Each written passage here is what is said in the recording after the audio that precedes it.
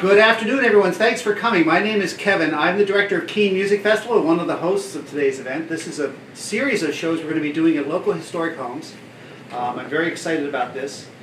This series is designed to help raise funds for the renovation of Sumner Night Chapel, which some of you I've seen at our shows up there, which is an amazing little place to hear music and a wonderful building in and of itself. We're doing these concerts with Keene Parks and Rec and the Keene Heritage Commission, which is an amazing organization, some great people that I'm getting to know that are involved in preserving our wonderful local architecture. So the way this is going to work, we're going to have some music, we'll have a little break where we have a little presentation on the building here. At some point, the owners are willing to take people around to show you other parts of the building in little group tours, so I hope you take advantage of that. But let's get to some music. Scott Mullett Trio. I like this. The music was once upon a time presented in what they were called salons, and it would be intimate gatherings in people's homes.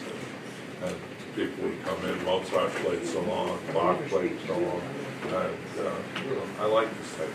So we're going to start easy. I was in Boston late last night, so we're going to start easy and work our way to Awake with Bye Bye Blackbird. 1, 2,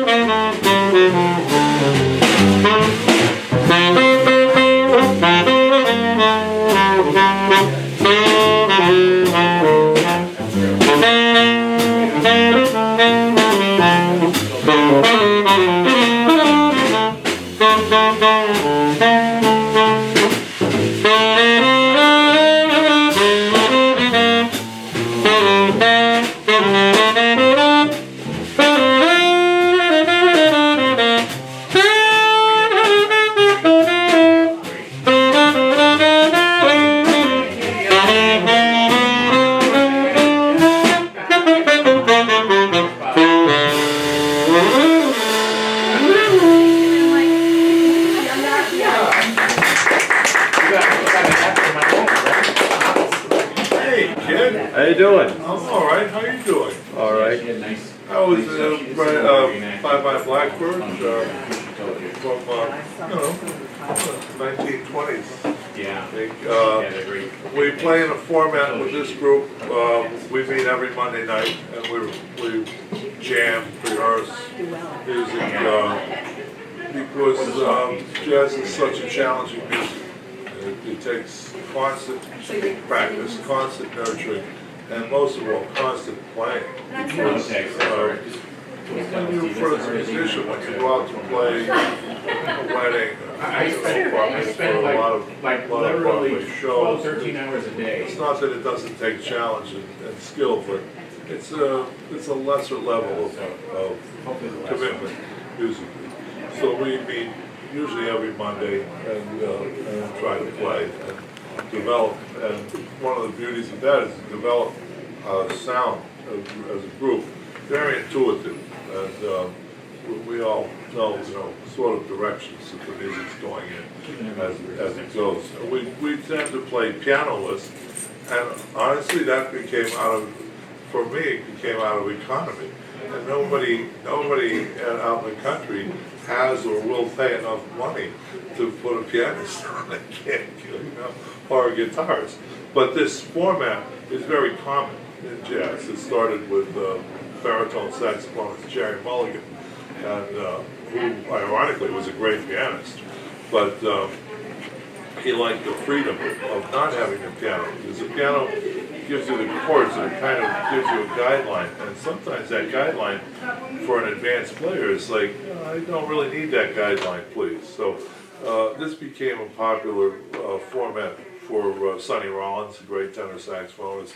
Coltrane liked to play without piano later in his career, and so it's a open format. It's a little easier to stretch harmonically. So we like playing this, and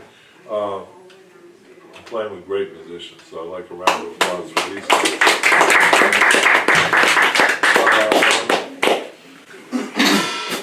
Fun and so on. Okay. All right. I'll stand down. Yeah, it's a ballad. Body and soul. 1, 2, 2.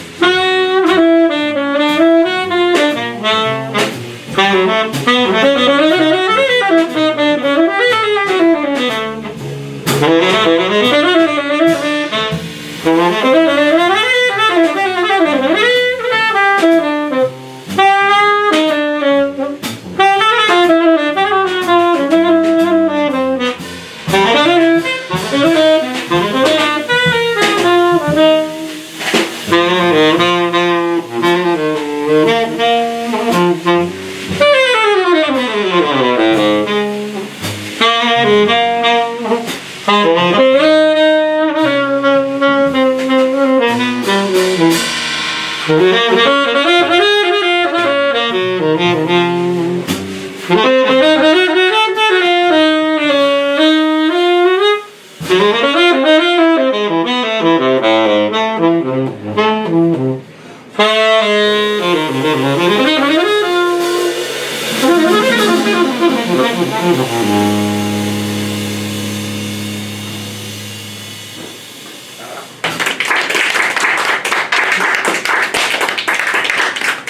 and soul. Any questions for our musicians? Do you have any questions? How are you again? I have a question. How Introduced does by the amplifier on the bass work? I can't really. Oh yeah, it's got a little transducing pickup there, It yeah. picks up from every string to a. Right, yeah, there's a variety of different ways that they're done. This one has a little one here and then 4 individual ones.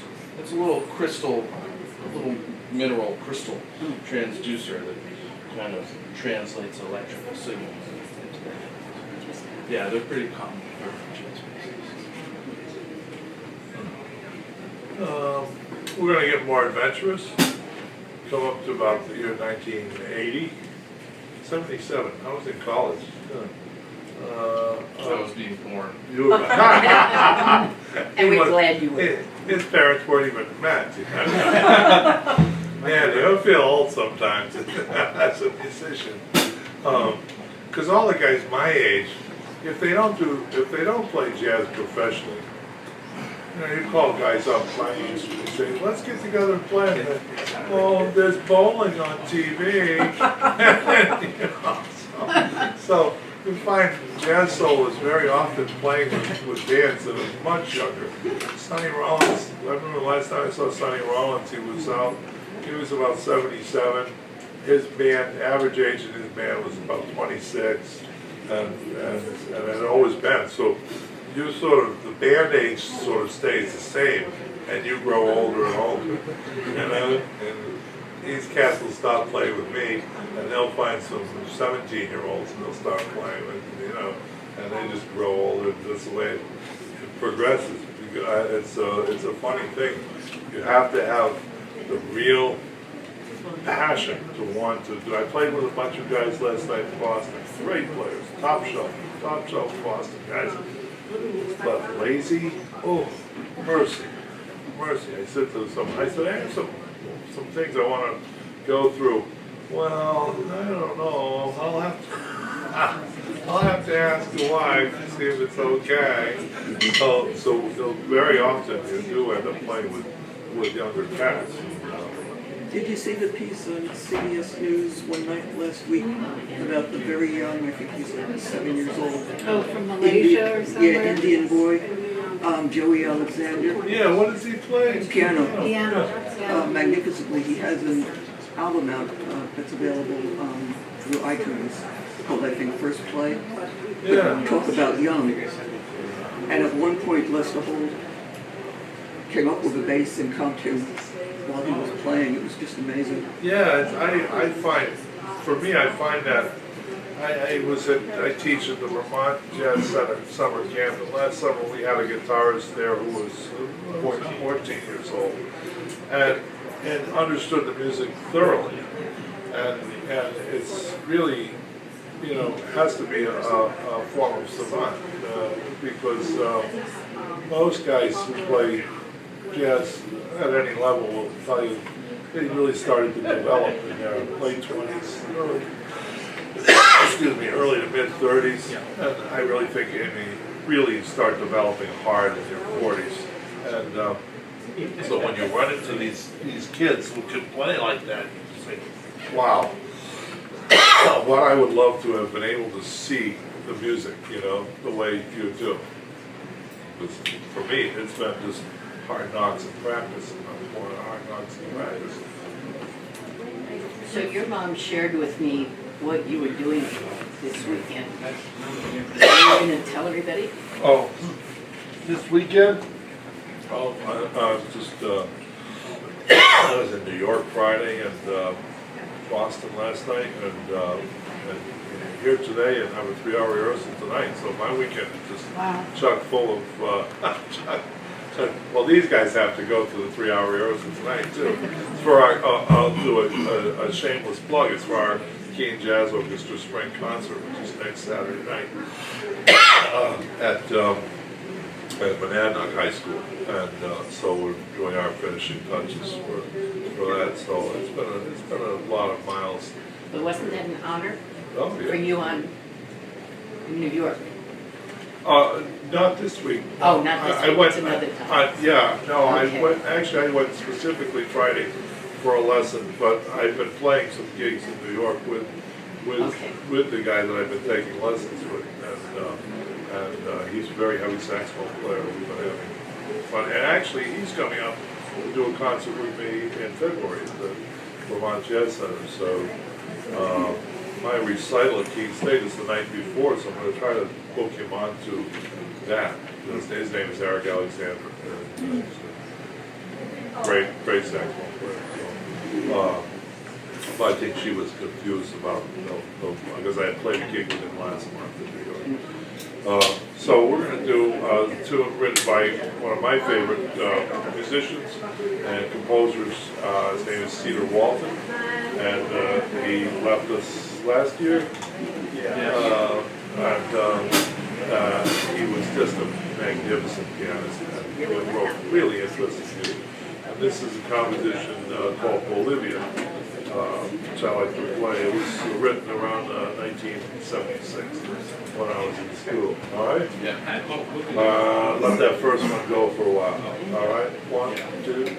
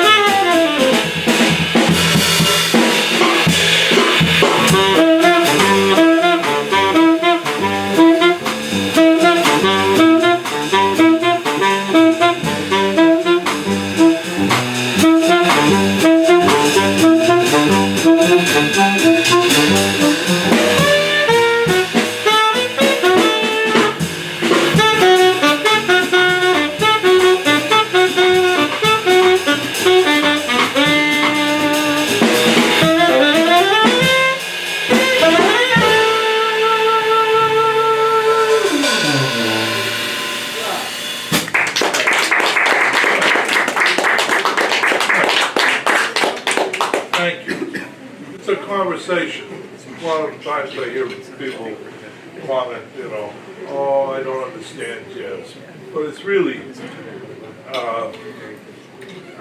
most people who say that don't understand country western music either. I mean, really, if you think about it from an analytic standpoint, I say that to somebody the other day. Oh, do you really know where the chords are going in that, Garth Brooks song? Or do you really know how the bass motion is suspending things at this point? So, but jazz is for musicians who really just have that never-ending quest, that it's never good enough. And if you listen to records, I hear mistakes all the time on great records, Miles Davis, Ellington, Coltrane, because there's that idea of let's keep going, let's keep trying this, let's try that. And at 56, I'm in New York taking lessons with guys trying to implement whole new sounds into my playing. And to me, that's the most enjoyable thing. So we have this always going dialogue, and we make mistakes. And I try to tell my students that, right? I try to tell my students all the time that if you're really playing, you're probably going to make mistakes. And if you're trying to entertain, then you might go out and put a polished product together. Certain acts I was on the road with would be, Andrew Lloyd Webber productions would be very polished, and there would not be mistakes of any kind. And it was lovely for what it was. But I like that idea that let's try this. And I try things all the time. It's like, that didn't work. and or I'll listen to them and I'll think, are we in the same place? That happens more often than the first time. So it's a great music for that idea of getting up every day and pulling your bass or saxophone or drums out, sitting down with a metronome and thinking, what am I going to work on today? What's my motive today? Where am I going? What am I trying to do? And again, with my students, I always tell them, if you're practicing and it sounds good, you're not practicing. Playing is fun. Playing is important. But but when I'm really going for the practicing, I sat yesterday and I did this thing yesterday.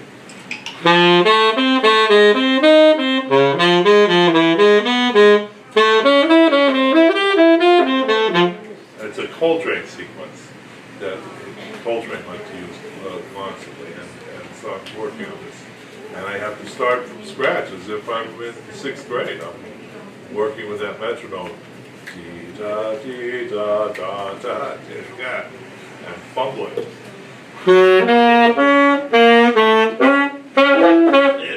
So to me, that's the reward. The reward is that I get to keep going. Every day I get to keep going and find out what don't I know today? What don't I know? And hear a new artist like this kid. I heard him on the radio this week, and I'm like, wow, that's a different approach, different sound.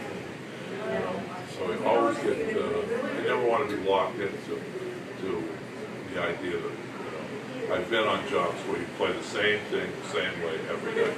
There's a purpose to that. It's good, and you usually make more money. This is the fun. What do you want to play? Windows Okay. or Or I don't know what else. Crisis. I'd go with Windows. This is a tune written by Chick Corea, a great pianist from Boston, around 1970, I think. When I was a student, you had to play this tune in school, or else no one would play with you. It's called Windows. Well, Yeah. so Steve.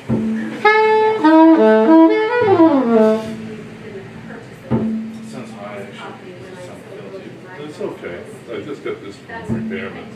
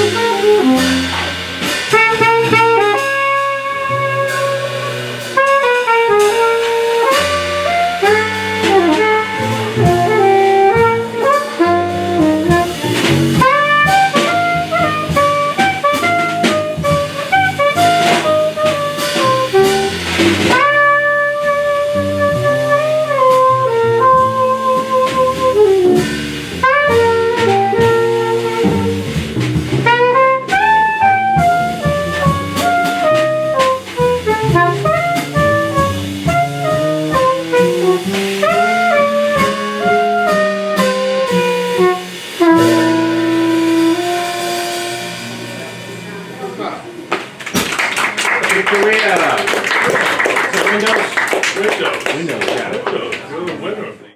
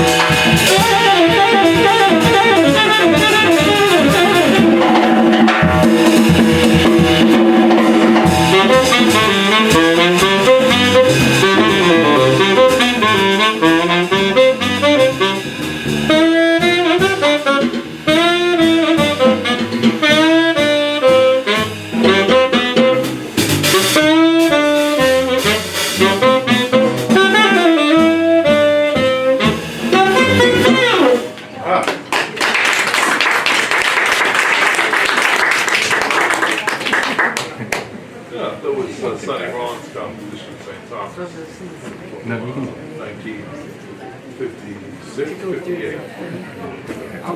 Originally recorded with Max Roach, right? Oscar Pettiford, Max Roach, Sonny, and pianist. Ray Bryant, on Prestige. Probably don't want to know that, but Do you know tenor player by the name of, oh, he's in the 80s now, Doc Bideau? no. No. No. I saw him down at Jerry's Yeah. in Amherst, or at Hadley yesterday. Talked to him for an hour and a half out in the sun. Yeah. He played with and held around with Getz and Coltrane, a bunch of them back then. Yeah. Just wanted to play with him. I don't know what. The D flat? Fine. 1, 2,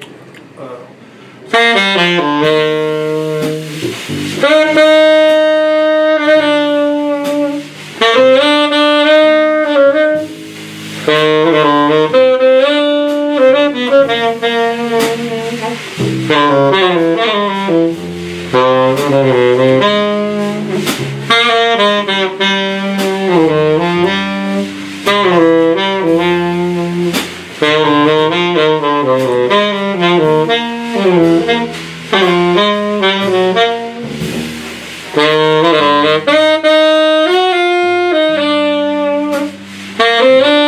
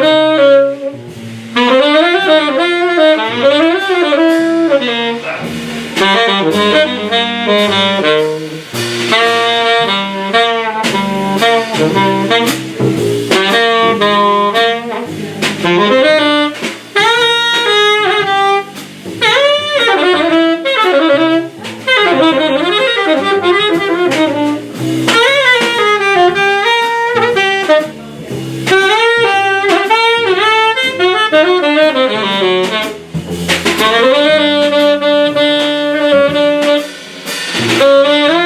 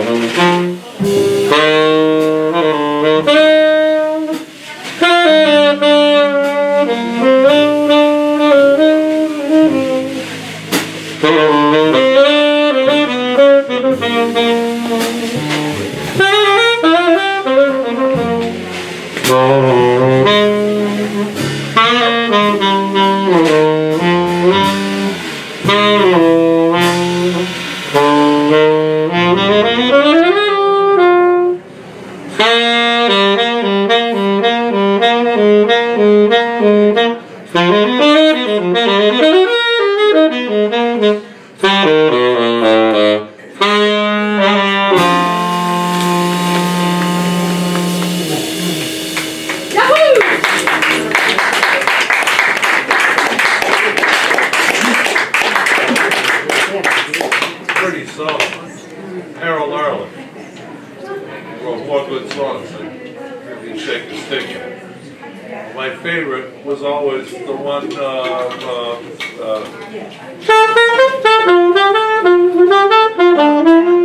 I only had a brain. yeah, that one line. I could while away the hours conversing with the flowers. What a great line, man.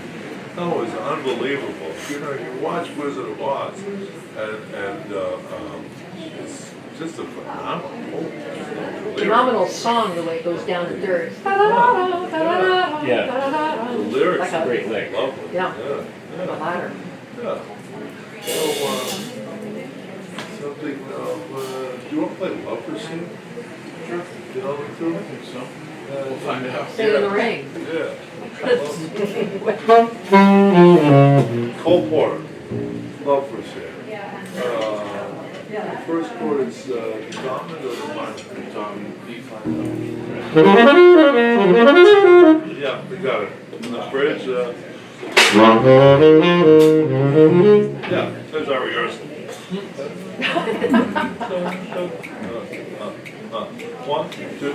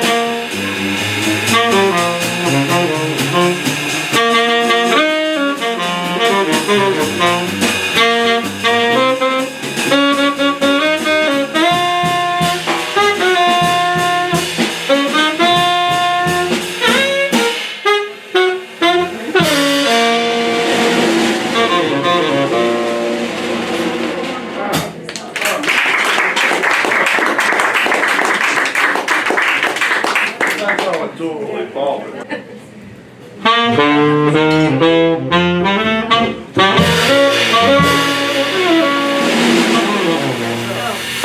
gonna take a very short break. We're listening to Steve Cady on bass, and George Robinson on drums, myself, Scott Mullett on saxophone.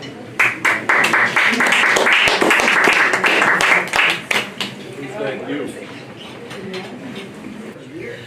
So we're here, 82 Court Street, for the first of the Sunday Socials. This series is a partnership between Keene Parks and Rec, the Keene Heritage Commission, and Keene Music Festival. The goal around this series is to give people the opportunity to see some of the wonderful homes in the Keene area, as well as to learn about the work of the Historical Commission and the work of Keene Music Festival in terms of Sumner Night Chapel. These shows are being done as a benefit for the Sumner Night Chapel. All proceeds from these events go towards the renovation fund for the chapel. And let's see, who am I going to tag here to talk about the history of the building? Who knows it best? Martha knows it best. Can you come up and talk a little bit about this amazing house? I'd be glad to. Rosie can help me too because she did a lot of research. Right, Rosie? Okay, we'll do it together. Okay. My name's Martha Holbrook LaFleur, and it was a family home for me, so it's nice to be here and do some sharing. And Rosie did the research as far as when the house was built. We might start with that part. Okay. The house was built, from what I can tell from the tax records, somewhere between 1875 and 1877.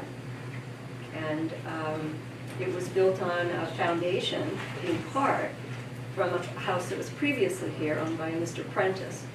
Mr. Obed Dort built this house, and as we wander around, we're thinking what an imagination this man had to build this magnificent place. And he lived in it for some time up until the Holbrooks bought it. Right. My grandfather bought it in 1912. My father would have been 6 years old. It was my father and another boy and a daughter. So the three grew up in this house. And my grandfather died in 1951. And in 1954, there's a picture in the other room that shows the ad that was in the paper when they tried to sell the house, the estate, for $15,000. And nobody bought the house. So in 1957, my parents decided that they would take over the responsibility of the house. And I was going into 7th grade. So we moved from High Street to Court Street. And I'm the youngest of 7. So the best part was I finally had my own bedroom. A house big enough to house all of us. And that was in 1957, and then they sold it to Steve and the other lawyers in 1982. You keep saying 86, but I'm sure. Is it 82? 82. And What's 4 years? I know. Well, now it could be. My parents, before my dad, of course, he's been a lifetime in the house, so he was as happy as could be, but as the family all left and the house became bigger and more responsibility, and my mother feeling she didn't need to have that responsibility, would consider, and it took a couple of years of the lawyers talking and working with my parents, And it was really the integrity of Steve and the rest of the lawyers that, so they would keep the integrity of the house and care for the house. And that was the way of letting go. Except my father, I don't think, ever really let go. And Steve probably could say that. He would walk in and whenever he wanted to and do whatever he wanted to. It was always home for him. And Steve was always gracious for doing that. In fact, he stored his boat in the back for a number of years, right, Steve? Yes. So it's 70 years of family living in this house. And it's it's a beautiful home, but when it's filled with kids and people, and it's just a house. It had a home feeling. The kitchen's gone. Probably that's the part that is sort of the heart of a home that you kind of miss. But the butler's pantry is still here, so I can remember running through there quite a bit. The upstairs, the lawyers each have a bedroom.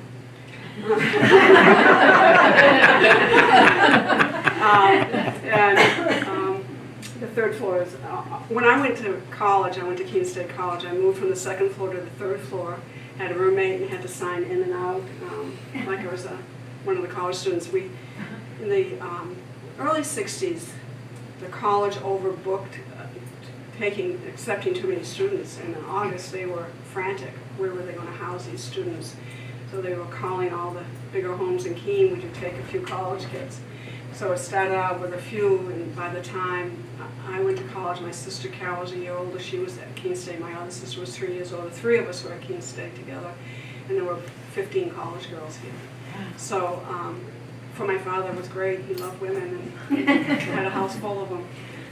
So there's a lot of stories with the house. But the connection, when I heard, I moved 3 years ago to the coast over in Greenland, and when Louise emailed me and said this was happening for the chapel, I said it's a wonderful connection because the family plot is in Woodland Cemetery.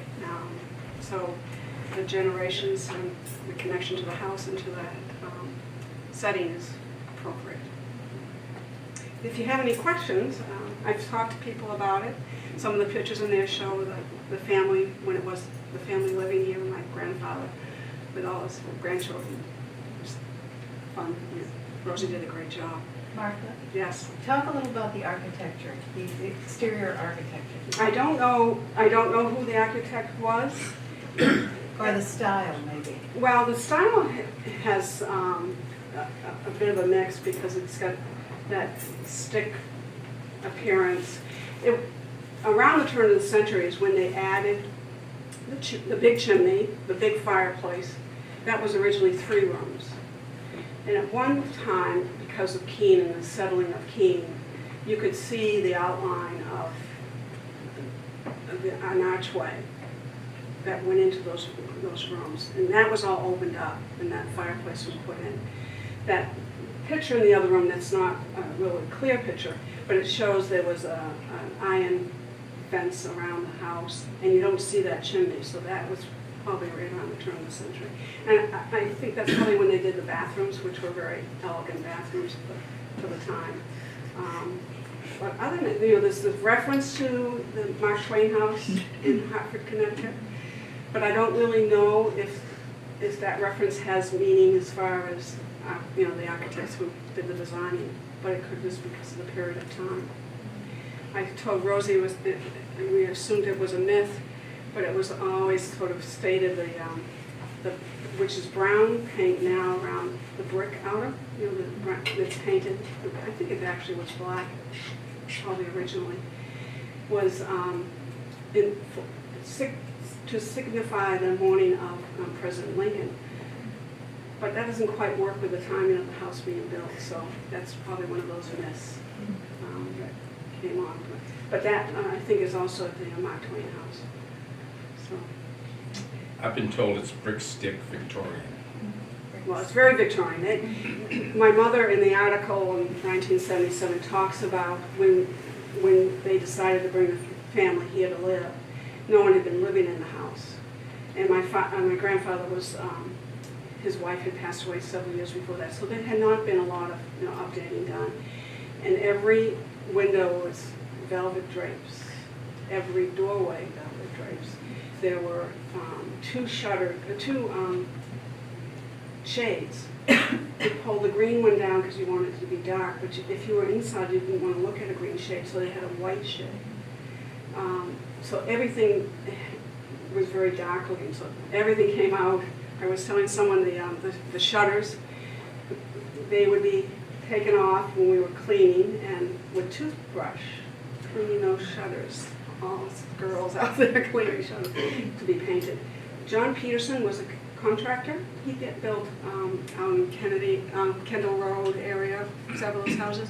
He was a contractor that worked with my mother to do some of the work that needed to be done to make it a home. But one of the bedrooms, one of the office, the one up on the right, that floor had an interesting design. The wood floor is like parquet, but the center is wide pine boards. It's like that's where they put the carpet. Sort of, thinking they even was, save money. Why put a good floor you're going to cover up with the carpet? So I always thought that was intriguing. Those little clever little things that different.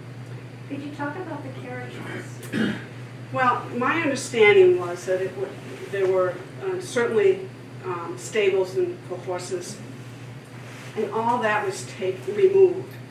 And my dad always felt that it went to another place so it could be used. He always talked about that it would, the driveway circled around, I think, over to Summer Street, and so that it was used by more than this house, which would make sense. The upstairs part, you could see where it was probably the keeper of the horses lived. Wainscoting, and it looked where someone could be. There was sort of a mini basketball court there for us. We were kids growing up, so that was a play area. But I do know when soon after they moved in and working, we would park the cars in that garage. And one of the small rooms there was sheets of music that was this deep. My grandfather, that was his passion, was music. He played the organ at the United Church. In the turn of the century, in Keene, it was big choral groups. He was part of that. He was friends with McDowell. Music was important in his life. And here was all the sheet of music, which literally we had to shovel out and clean out. So that was, and then when Steve inherited, probably 50 chairs or something. There was things left over that were used. So that's what I know about the house. I did show to Steve, I have the top piece of the weather vane. It must have come off way back when, and my father had it. And it came with him when he left the house, and now I had it. So I said, I have a little bit of Holbrook house. I look at it every day. Tell a story about the chandelier. Oh. Well, Steve was, I got more gray, and I don't know what I did to Steve, but I was the executrix for my parents' will, and then I had to deal with 6 siblings, and I was the youngest. So life was a challenge. And the chandelier, when Steve bought the building, the chandelier he didn't get. My mother wasn't ready to let go of the chandelier, but she had no place to put it. So it stayed here. So that had to be dealt with when we had to settle the estates. And of course I had siblings having their opinion of what I should be doing. And I finally contacted a person locally who knew a lot about lighting, because there's beautiful other lighting fixtures here as well, the marble. She really enjoyed looking at it. I said, the chandelier, I have to do something with the chandelier. So we made contact, decided that I sent pictures to big auction houses and felt it needed to go south because of kinds of home and it would fit. So that meant getting it to an auction house in New Orleans. And how was it going to get there? So that was another adventure of getting a moving company. They came up and wrapped it up, crated it, and off it went. And I got a phone call. I was teaching them at Fuller in the middle of the day, and it was the auction person. This was a major auction house in New Orleans. His son was running it, but it was he that I was talking to, and he said, "I hate to tell you this, but we're going into bankruptcy, and the federal marshals are going to be here within a day or two, and your chandelier will get caught in the mess of. You need to come get it." So it ended up my brother's son had a college friend in New Orleans, one of those deals, you know, and we found a moving company that ran in and took the chandelier out. Came back, I don't know how it survived. And I remember going to Steve and I said, "Steve, you've got to buy the chandelier. It's meant to be in this house." And he couldn't be buying stuff from an estate that he's covering, but we finally wrote the letter to the judge and everybody else to say, everybody's in agreement, the chandelier needs to stay here. So they purchased the chandelier and it's back, and now Cheryl gets to look at it. Now I get to look at it every day. It's in the front room. It's French. I think I figured that much out, but it's quite a story. It was originally cast. I think it was Yes. cast. Yeah.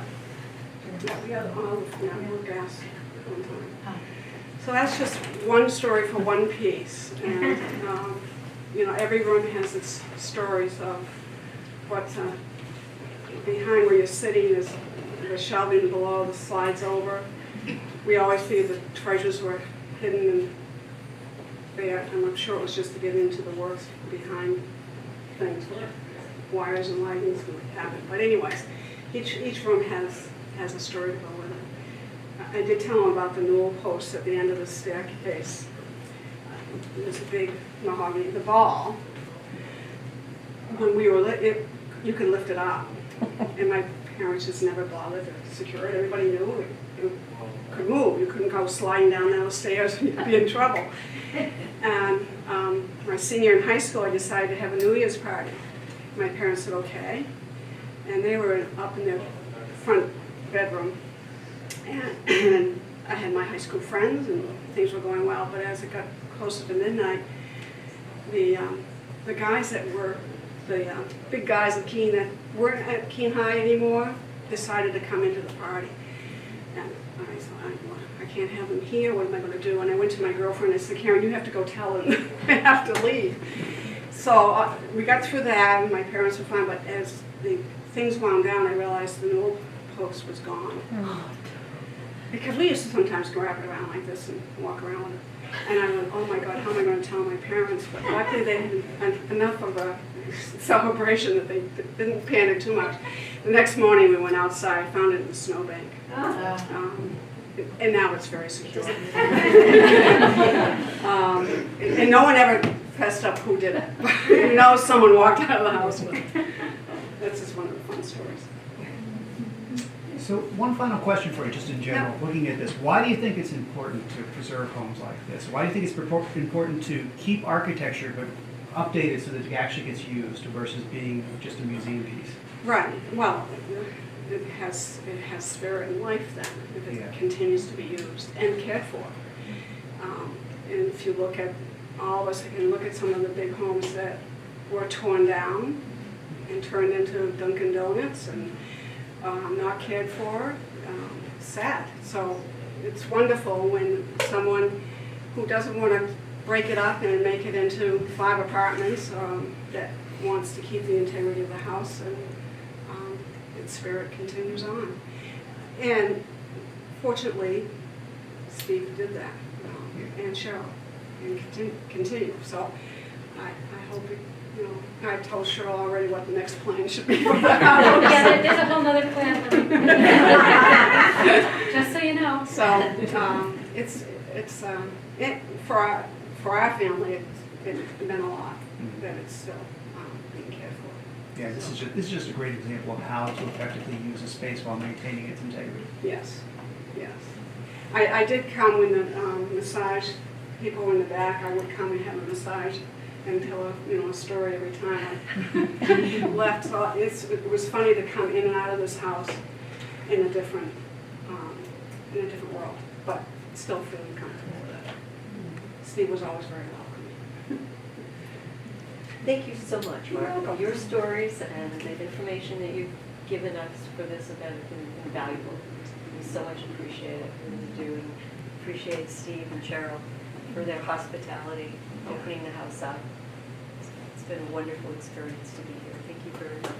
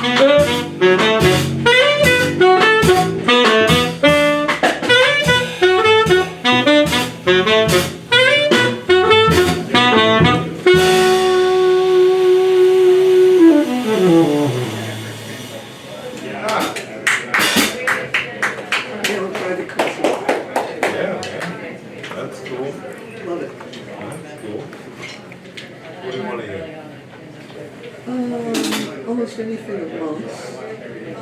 Do you know, Listen to the Dawn? No. Okay. Or Mingus's Alice in Wonderland chorus? But Monk is, Do Monk, want blood or? That's fine, yeah, right now. Around midnight? That's cool. Yeah, you know, you want fun? Let's do it. Monk is God. Monk is great. God. My favorite Monk was with Johnny Griffin. Those two records on like the 5 spot. Johnny Griffin was killing it. 1, 2, 1, 2, 3.